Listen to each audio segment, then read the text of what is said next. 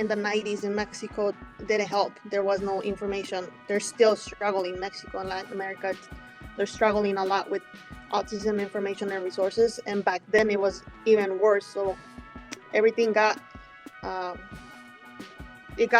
different name from what it really was, and there was not a lot of resources available to be like, oh, this is not normal.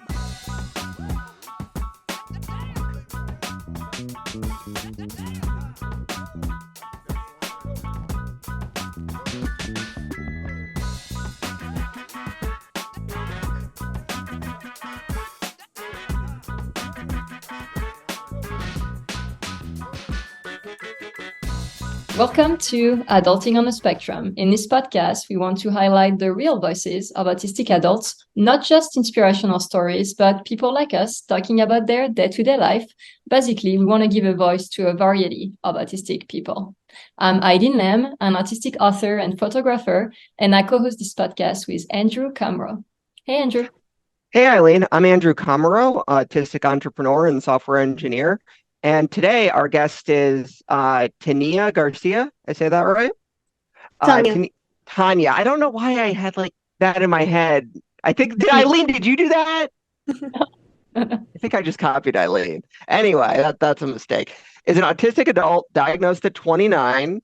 She found out about her own diagnosis when her daughter was diagnosed. She uses her story to help others and hopes to make a positive difference within the autism community. Thank you for joining us. Thank you for having me. It's a pleasure. Appreciate it. So have you listened to our podcast before? Yes, I have. Yay. We're getting more of that. That's awesome. I guess I shouldn't be that surprised. Anyway, we'd like to start off, as you know, asking each guest how they prefer to be identified. It can be person with autism, autistic, on the spectrum, or you don't have a preference. I don't. Okay. There we go. Easy again. I know. At this point. Great. Tania, can you tell us a bit about your autism diagnosis journey?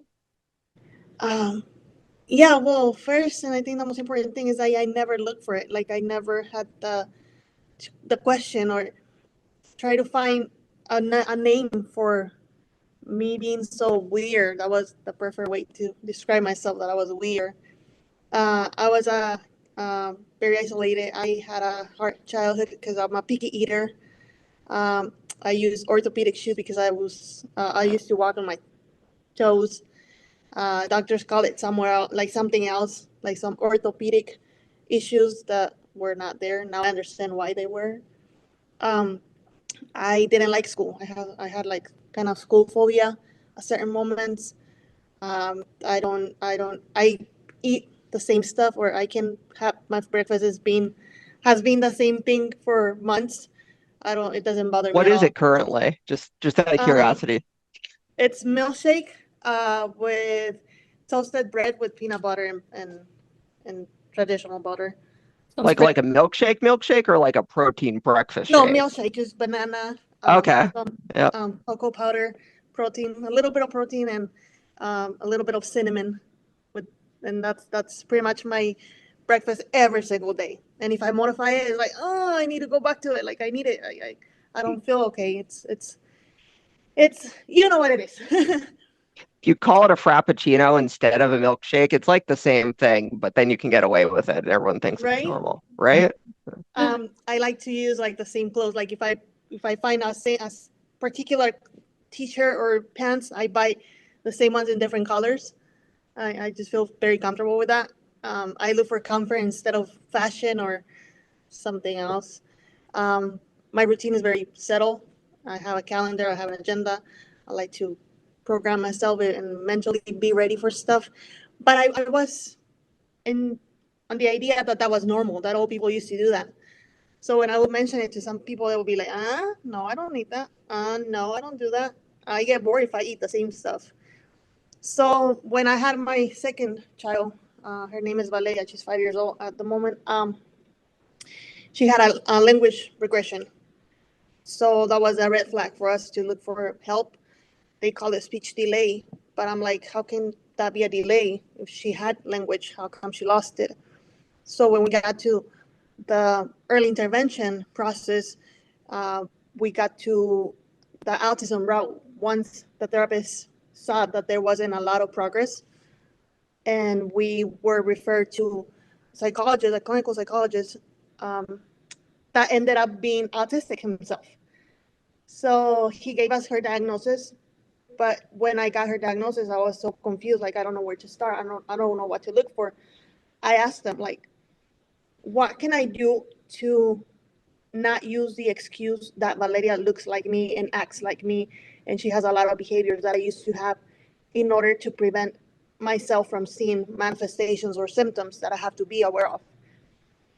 So when I mentioned that to him, he recommended an evaluation for me. He's like, I think you might be on the spectrum, because obviously he did this whole background information and questions, and a lot of things that we need to set as a background history for her. So when I heard that, I'm like, me on the spectrum? I don't know. He's like, yep, I think we should go that route, and that way you can help her a lot. And yeah, I got evaluated, and I ended up having this autism diagnosis, and my life just made sense. Like, it was a piece that I didn't know I needed it. Like, I never thought it had a name, and I'm glad it did, because now everything has been way better since then. Everything has been way better. Have anything not got better? Or has it all been positive since the diagnosis? Was there any struggles along the way after being diagnosed? It's been a struggle to digest all the information that I started getting, because I started reading like crazy. Start reading a lot of content about autism, because I knew that in order to help my daughter, I needed to educate myself. And in that process, I needed to kind of knew who I was from this other aspect, coming from a diagnosis. So it's been hard to digest all that info and realize so many things, that I was like, oh my God, this is why I do this. This is why I cry. This is why sometimes I cry and I don't even know why. And sometimes I get overwhelmed or have, now I know that they're called meltdowns. And before that, I would just to call them just, I was sentimental, or I was just tired of things. But everything's been positive. I mean, I am currently married, and my relationship was hard too. So thanks to the diagnosis, I was able to realize and make my husband understand, or help him understand, why I have certain behaviors, and it was easier for him to handle myself, because it was hard. I think my daughter is exposed to a lot of resources that I didn't have a chance to be exposed to. So I'm using myself pretty much as the reference to help her, and I think that's the most important thing at this point. Do you think that so I know that Hispanic children and probably adults are being diagnosed later in life. Do you think that that played a role in your late diagnosis? Yeah, I mean, my culture, it's pretty rigid when it comes to raising kids. Um, it was more, it was easier to call me a problematic child, or she's just being selfish, or she just wants things her way, or she needs discipline, or she needs um, more. I don't know. I don't remember all the adjectives they used to call me, but they were not nice. I'm sure about that. I had an aunt that will ask my mom.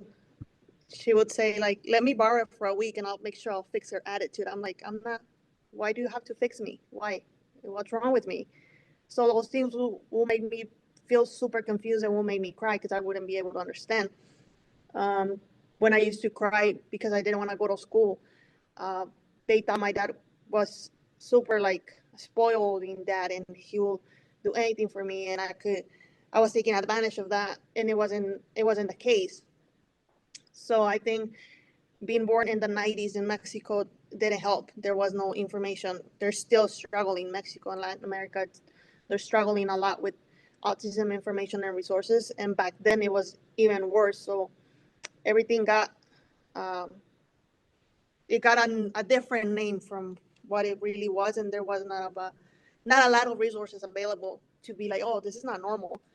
They just thought it was me being I don't know, being demanding attention, I guess, but doing it the wrong way. Um, then when I was 9, my mom passes away. Like, she passed away.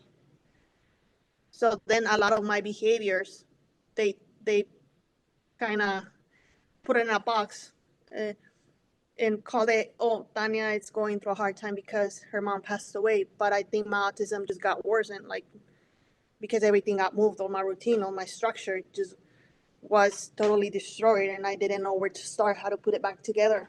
That makes total sense. And, you know, being from Europe myself, France, I experienced a lot of the things you talked about. You know, French people have that idea that just like good correction, like I'm gonna spank you and it's gonna make you act all good all of a sudden. You know, they don't really believe in autism, ADHD, and all of that. So I can definitely relate to that. That's why I asked you. I think there's definitely a culture element to when a person is diagnosed with autism. Now, your daughter, you said, is 5. So for her, I don't know, when was she diagnosed? Seems like it was caught earlier, but you're in the US now. So Yeah, she was diagnosed in 2020. She was 2, a little bit above 2. So we started the early intervention at 1 year and 8 months, probably, or 1 year and a half, because we started noticing like she had a regression. And I think in the United States, I mean, I've been blessed to have more resources and ways to get informed and kind of ask people and have more information available to learn what autism is, the differences between my autism and her autism, because obviously you're not gonna find 2 people with the same exact clinical manifestations for autism. So I was blessed to have the opportunity to learn, and since that moment, I just concentrated and focused. Autism became a profound interest in me, like a profound demand for my brain to get knowledge and to, I don't know if it become an expert, but at least be able to identify things that will be useful in our household. So my daughter's right now receiving ABA therapy, music therapy, occupational therapy, speech therapy. She's going to gymnastics. She's doing swimming.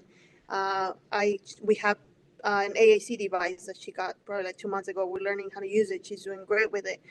I use the visual schedules. I have fidgets. I have sensory toys. We have a huge teddy bear where she has learned that she can crash on it whenever she has a meltdown because she doesn't like us to be around. I have learned how to observe her behavior, distinguish what's pain, what's sadness, what's just a little bit of request for timeout so she can regulate herself. I've been learning so much in order to help her, and she has she's been having great progress, and I'm very proud of that. That even whatever I went through, now it has a purpose. Now it has a different direction in which she's the one that is getting the most benefit of. Can you talk about some of the areas where it sounds like you can relate to your daughter? Can you also talk about some where maybe you can't? I cannot relate to the fact that she has speech delay. I didn't go through that. Obviously, I don't relate to the help that she's getting because I didn't get any of that. But I can relate to the fact that she demands a lot of time by herself. She's very isolated at times. She doesn't eat a lot of stuff. One of our main struggles is the fact that she's a picky eater, and that's like super difficult to overcome. And now I understand what my mom and my dad went through because I'm 32 now and I still don't eat a lot of stuff. I relate to the fact that she knows that she can be her best companion, and I relate to that. Like I can be myself. Like I don't have a problem with that. And she can entertain herself. But she's able to identify whenever she wants company, and she's able to communicate it. She's able to hold my hand, sit me right next to her, and just look at me and be like smiling, like, okay, do you like this? You want some time with mommy or with sister or whatever. But I totally relate to the fact that she is um, she likes to she has like a certain space at home where she likes to her privacy square. That's how we call it. And I used to have that. Like I used to demand that. I had my own pillow. If that pillow wasn't there, it was kind of chaotic until we found it. She has her own pillow. She has her own things. She has her own things in certain containers, and I have my own things in certain containers. I see myself in a lot in her, and that's what got my attention, and that's why we kind of ignore or didn't pay as much attention as maybe we should have had, because I was always telling myself, oh, it's because she's like me. Oh, it's because she acts like me. Oh my God, I understand her. Like, I don't like people. I don't like to be around people. I don't like noises. I don't like firecrackers. I don't like heavy smells. Like, I cannot go to the stores. I go to the stores when they barely open or they're about to close, or things like that. And we're similar in a lot of stuff, but we also have our differences. Oh my God, I can relate to that so much. I mean, I know you're on social media too, and there's that kind of like inside joke between moms that like they go to Target to relax. And I'm just like, why would you go to a grocery store to like it smells like hell. Like I do it with my younger son. I don't get it. He loves it, I don't but get it. yeah, it's like not relatable at all to me. No, I'm not gonna go to Target to relax and have some fun, but okay, you do you. So yeah, I totally get that. My son is a lot more severe than me, and I get asked that question a lot, like, can you relate to your son better because you're on a spectrum yourself? But like, I mean, he's like completely like nonverbal. He has like behaviors that I've never had. So like, yeah, on a couple things, like you said, the fact that we don't like being around people that much, like, yeah, that I relate to. But for like the most important things, like, the communication aspect, and, for instance, my son has no sense of danger. And, I might do some stupid things like put a sewing box in a washing machine, but I know that running in front of cars is dangerous, Yeah. So it doesn't affect us in the same way. But I did relate to exactly the same thing I could relate to with my son the same. So that was pretty interesting.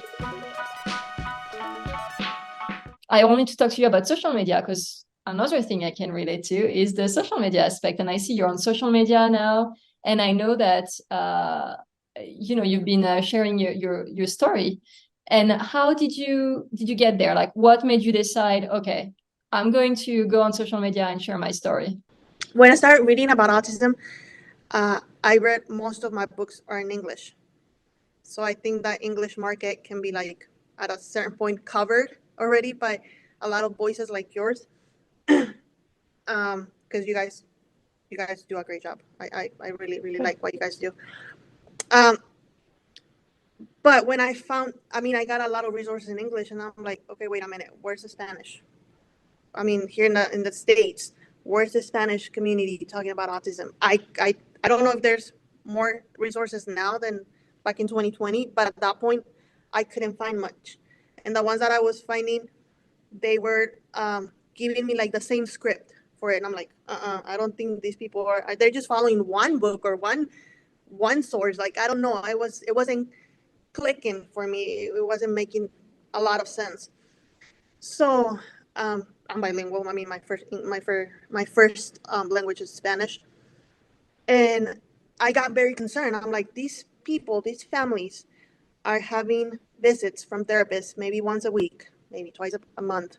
I don't know, but at least once a week, and they're only relying on the information those therapists are providing. I'm not saying it's wrong, but I think they should be exposed to more options and make more informed decisions. A therapist might be telling them like, oh, your kid is not going to be able to talk, but we're going to do so and so. And maybe we rephrase that. We're going to move slow, but we might be able to accomplish. I mean, for a kiddo to request milk, it's a great accomplishment. And if you don't focus on that, at least try, I think you're missing an opportunity. And I obviously understand there's kiddos with severe autism in level 2, level 1. There's a lot of differences, but I can only speak for my experience so far. I felt that there was a lot of need to communicate autism in Spanish, And I've been finding like other resources from Latin America, other associations that are doing, certain people that are doing their mission around autism, and I'm happy to see that. But I think I had to do something. I couldn't be left as a lost statistic. I felt a lot of desperation for it, but I didn't know how to even sit myself in front of a camera and talk, because looking at a camera lens is easy. I mean, human eyes are the ones that give me a lot of trouble, because everyone's eyes communicate a lot, and I don't think I can process that when I look at people on the eyes. So I'm like, okay, a lens is not giving me anything. So I think I can do that, but I needed to learn how. So I got enrolled into several public speaking workshops, and whatever Instagram the creators page was sharing, I looked it up. I read about reels, I read about lives, I read about posting stuff, and creating uh, this community, I think I should call it. And I started like setting myself in front of the camera and start playing with music and started relating certain lyrics to my feelings and my experiences. And little by little, it's been growing. I think people are making a connection with my content, but I wanted to focus on the Hispanic community. So that's why all of my content is in Spanish so far. And I'm very proud of that. I think people wanted to hear autism as an adult, but with simple terminology. I know everyone is And an expert about autism, but I think people still missing that I don't know how to call it, but just a simple way to say things. there's almost, there's just too much information out there, and it's so overwhelming. I mean, it completely agree. There's just there's too much information. It needs to be simplified, narrowed down, curated. So, with that said, from either therapists, doctors, or online, because there's so much information, how did you know? Because there's not just good information, there's also bad information. There's some of the Hispanic information that wasn't helpful, but it wasn't harmful either, right? It was just like Exactly. generic. But then, did you run across hurtful information? How did you identify that? And same, like what had you identify the most helpful information, and what was that? I think the most helpful information has been the simplest thing ever. I'll just give you an example. One day I just posted a story because I use my socks inside out. And I even talked to Jim about this when I met him. I wear my socks inside out because of what is it called? Those things, that line in the front, I cannot remember the name of it. I didn't even know there was a name for that. So, Okay, but you know what I'm talking about? Yeah. That line in the front, in the socks, it's very uncomfortable. It makes my life miserable if I wear them the right way. So I wear them inside out, and it's very comfortable, and that's how I can function. So I posted one day that a happy life could be accomplished with a simple action as wearing your socks inside out. So I got a lot of messages like, "Why do you do that?" And I'm like, "Because it's uncomfortable. I don't like it. It's annoying. No, I cannot focus because I'm just thinking about that sensation that I have in my feet."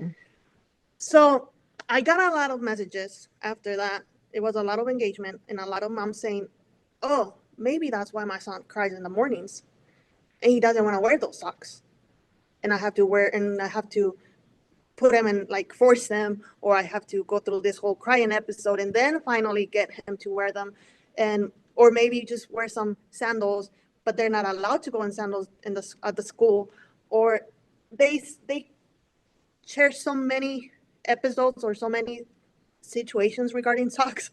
I'm like, what if you just do the change, try it out? A few days later, I get more messages saying, "You know what, that was a problem. He's not complaining anymore. He doesn't care anymore about his socks, or she doesn't care about her socks." And I was like, okay, this is worth it. I think I'm on the right path here. It was just a small little thing that helped a lot of people, and I was really proud of it. But it was something for me very simple, and for neurotypical people, super simple. They're not even aware of whatever structure a sock has, but it made a big difference in the community. And I was like, okay, let's keep it in this route. Something simple can make a big difference. I know you went from like 0 followers to like 80,000 overnight or something crazy like that. And that happened after you did an interview with a journalist. Can you tell us about that? I don't know the exact. Yeah.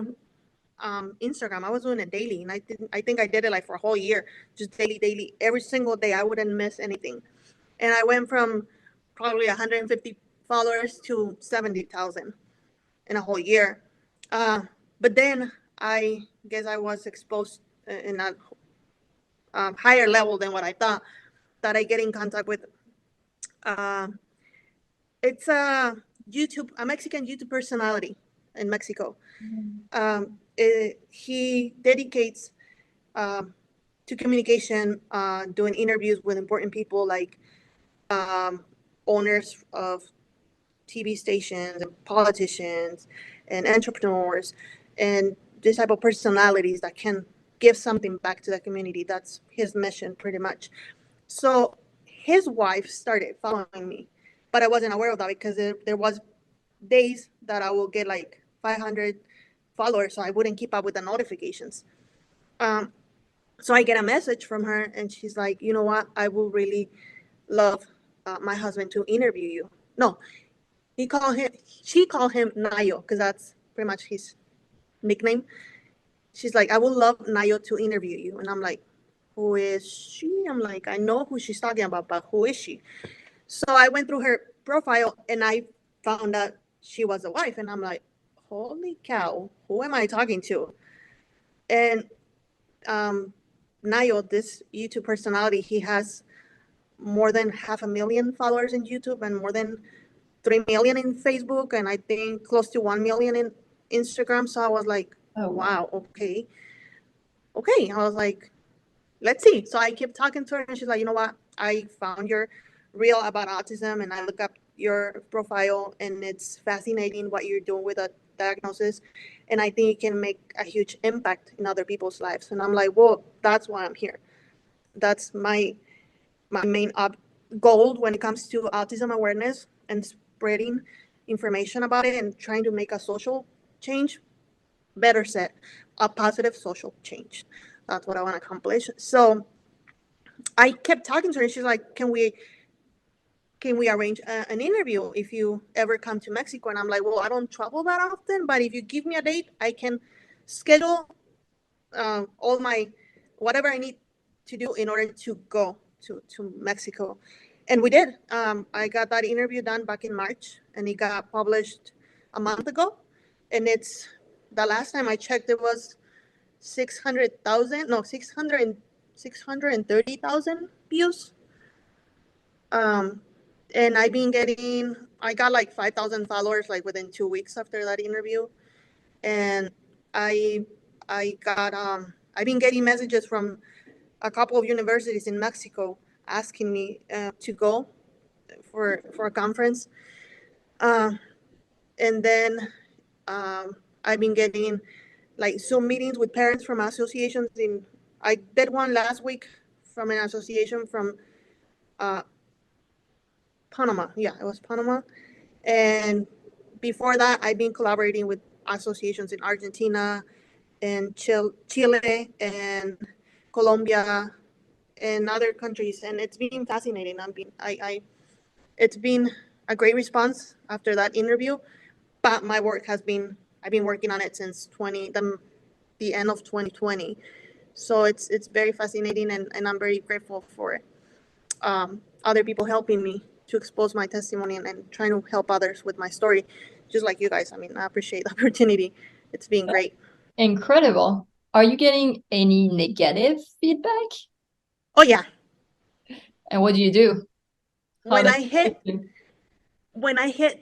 10,000 followers, it was insane. That's when I met hate. Like, I didn't know there was such a thing in social media. I've heard of it, but I never thought I was going to experience it. And I started receiving messages like, oh, you cannot be autistic. You're functional. You're normal. You're taking advantage of it. You want to make money out of it. I'm like, okay. You are trying to take advantage of people's feelings and hurt them because autism is not what you say it is. And I'm like, well, I'm talking about my autism. I cannot talk about severe autism because I don't have it. I don't share with it. I don't have it at home. I don't have anyone close to me that it's on the um, severe diagnosis, or my daughter is a level 2. So that's what I can expose. It will be wrong for me to pretend that I know something that I don't live every day. I think that'll be very hypocritical. So I'm exposing what I was told, and after getting a diagnosis, believe me, I went to get a confirmation because I was like, how did I miss it? How come I masked so much and so well that I wasn't aware that all this had a name, or it was because of a diagnosis instead of just being my normal self and being weird and being antisocial, because that was another word, antisocial. I'm like, no, I'm not that. Like, I got rid of so many tags when I got the diagnosis because all of them had an explanation and they didn't have anything with a negative aspect, or they made me feel like I was a bad person because of my honesty. Like, I'm very honest. Like, if I tell you, like, oh, I don't want to be here, it means I don't want to be here. They're like, oh, you have to be more softer about it. Just tell me something else. I'm like, I don't know. I just don't want to be here. I'm out. Bye. I'll see you guys. Um, and then I hurt people's feelings, and this whole thing comes, and they used to make me feel so bad. Um, but now I know that I'm not, and I know that I can do much to help others, and that I've been trying so much to share my story. But just sharing what I have, and not all people agree to it, and that's okay. But I get way more uh, positive feedback, so I lean into that. Like, I focus on that one. I don't focus on the negative. But it was a uh, tough time in my life when I figured out that hate can hurt you really bad. Yeah, and honestly, you get used to it. I can tell you after a while, like you get the hate and it doesn't affect you the same because you've heard those things like hundreds of times and you know that, that's not you and it gets easier. My son is in ABA, Charlie, and it's been so amazing for us. And one of the things I get a lot of hate for on social media is ABA. Oh So yeah, what do you think about ABA? Do you get hate on the topic of ABA? Like, tell me everything about ABA. yeah, I get a lot of hate about ABA. I think it's been a lifesaver. I think it has been a great experience, and a great experience for my daughter. And I only say this because I'm very involved. So people tell me, oh, a lot of negative things about ABA. I'm like, well, first, what are you doing? Like, first, have you been on ABA? They're like, no. I'm like, then what do you know about ABA? But my daughter has been um, getting a lot of positive things out of ABA. It's been a huge change from the time we started until this point. Um, she gets, I mentioned all the therapists along with ABA, and it's great. It's great when you find the people that do it right, that have a structure, have a settled company, and people work with principles and values, and are focusing on our kiddos to help them thrive and develop and accomplish skills and other capabilities that they need to in order to accomplish more autonomy, or whatever goals they settle with the parents. It's been great. I love it. I mean, I understand that people don't agree to you, but the only example I can give is how did psychiatry started. They starting like giving the shocks to people's brain in order to cure some disease, and it has evolved. It's nothing like that. All sciences have made a change, and if ABA didn't start with the right foot, um, they have gotten way better. And I studied that as well when I started doing this whole um, readings about autism. And the PCBAs are great companions in this journey. They make sure that we get all the plans, that we get all the goals, that whenever she masters a goal, we jump into the other one, but with our opinion in the middle. Okay, we're trying to accomplish this. What do you think? What are the struggles that you're having at home? What are the behaviors that you're having at home that we can help you with? I do parenting trainings every 2 weeks. There are requirements for insurance by the insurance, but I love doing them. Even if they were not a requirement, I will ask for them because I need to know what they're doing with my daughter. I need to know that we are working on the same page, that whatever they're doing, I can complement it, that whatever I need, they can help me as well. So it's been a whole teamwork involved, and they've been doing only positive things for my daughter. So I cannot complain about ABA. I respect whatever other people think, but I just don't allow it to modify what I'm doing because I know that she's doing good. I know that I drop her off every day and she doesn't even say bye. She just walks in. Like, she doesn't care about me. Same. And she loves her therapist, and she loves, she prefers one therapy than the other one, but she doesn't care if the other one is not available. And she's like, okay, fine, I'll go with this one. I don't care. They send me videos sometimes throughout the day. Oh, I got a video yesterday from her speech therapist, well, from her BCBA, but it was during her speech therapist session where she was able to give us the S sound. She wasn't able to. She was struggling a lot with the S sound. So she was able to give us a stop. So I was happy about it. It just made my day.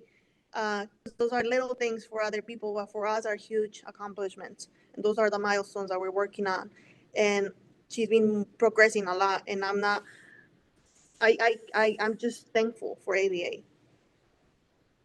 That's incredible. Yeah, I'm so thankful for ABA too. Honestly, I always say I don't know where my son would be if it wasn't for ABA. Like, they taught him to use an app on his iPad to communicate. They taught him how to like brush his teeth, get dressed. And people are always like, well, anybody could have done that. Why don't you do it yourself? And they don't realize that it takes like so many hours. Like years. It took years for him to like learn to dress himself. And it's not just as simple as showing him how to put his pants on and then he knows how to do it. You need that repetition. And ABA has been so incredible for us. And I'm so glad that you've had a good experience too, because, a lot of people are afraid to tell their stories, positive stories of ABA because of the hate, and so then you end up only hearing the negative about ABA because people are too afraid to get attacked for liking ABA. Yes. So it's so important that your voice and my voice and all the positive stories are heard too. So I appreciate you sharing your story. I mean, like I always say that in my lives whenever I get into lives with my audience. I'm like, I can only speak for myself. I will never make generalizations. I will never say everybody likes this, nobody likes that. I will try my best to avoid that because that's when you invade some other people's freedom or decision making process or whatever problem solving strategies that they want to use. But I really like to put autism how it is, at least how I see it. It's frustrating, it's exhausting, it's a lot of repetition. You get tired of it. There's days that you really don't want to see your child. Like, come on, dude, can you sleep 2 more hours to whatever your schedule is already settled? Because I'm done. I'm drained. I'm tired. It's been hard. You have a lot of great days because of therapy and all these strategies and all the progress they make.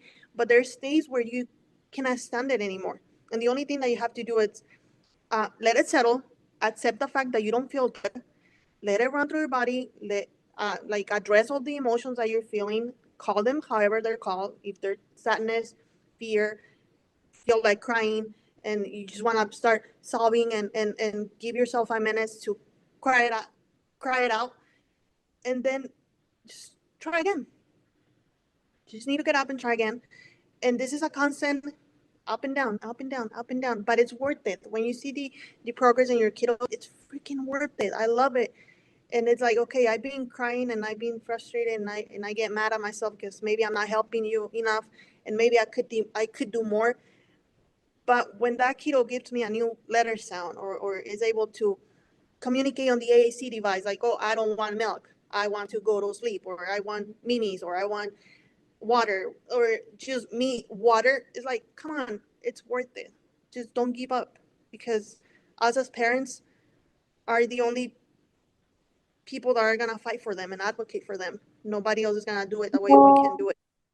And I understand what people can think, but for us, it's been a great experience. Complicated, I'm not gonna deny it, but it's what parents have to do. This is what we have to do, and we cannot escape from it. And kiddos deserve to have a good life because they have human rights and they have universal rights, and not because my kiddo comes accompanied uh, with a diagnosis means that he or she is less. No, she or he just needs a different structure, and we're gonna settle it for them. Exactly. It's exactly it. Autistic people deserve the same chance at being able to do things that people take for granted. And ABA is giving them that chance. It's like the perfect way to summarize it. Okay. I want to ask you to tell us a little bit about that commercial you did for Autism Speaks. I guess technically it's a PSA because you had no acting experience, and we were looking for autistic people to be featured in this PSA to show the importance of including autistic people in, employment, for autistic people to get a chance to get a job. And you nailed it. Can you tell us a little bit about that experience?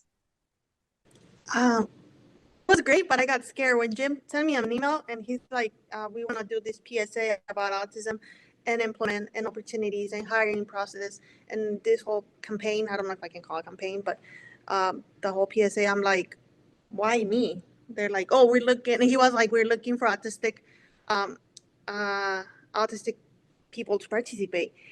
That immediately clicked. I'm like, because I know all the hate that Autism Speaks gets too. I'm like, they making honor on their mission. They're honoring their mission. They could hire neurotypical models to stand in front of a camera, pretend to be doing whatever you guys were doing, because I didn't know, I had no clue what was that about.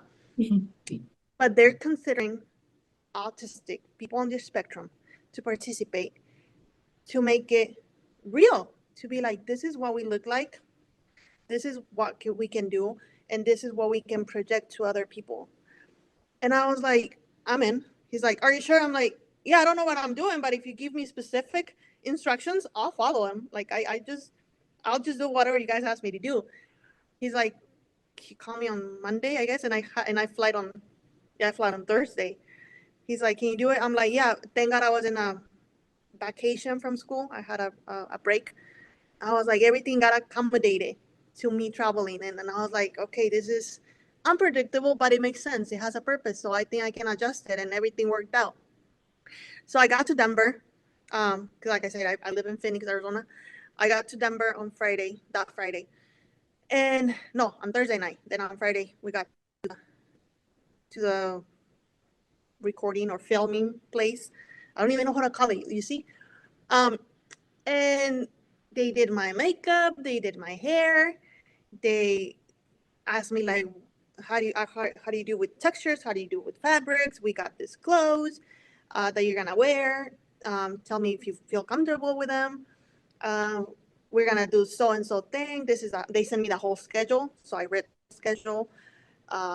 You don't need to talk. You just need to wear clothes and simulate certain jobs. I'm like, okay, I can do that. They were always like, oh, do you want to eat? Whenever you don't feel comfortable, just let us know. You can take a break. Da, da, da. So they were so understanding and super kind. And most of them, all of them were curious, like, what do you do? Talking to me about my story and talking to Jem on our way to the filming place. And they were just super kind and lovely and full of good vibes. Like, you could tell the environment was so light and nobody was worried that I knew of. But it's hard for me to read people, so maybe I didn't notice if they were stressed or something. But they treated me super well, that I feel super comfortable. So when people get me to feel comfortable, I can actually the flow can be better on my end. So I think because I felt comfortable, I didn't have a problem. I was just following their directions, and I had fun, and everybody was having fun from what I could tell.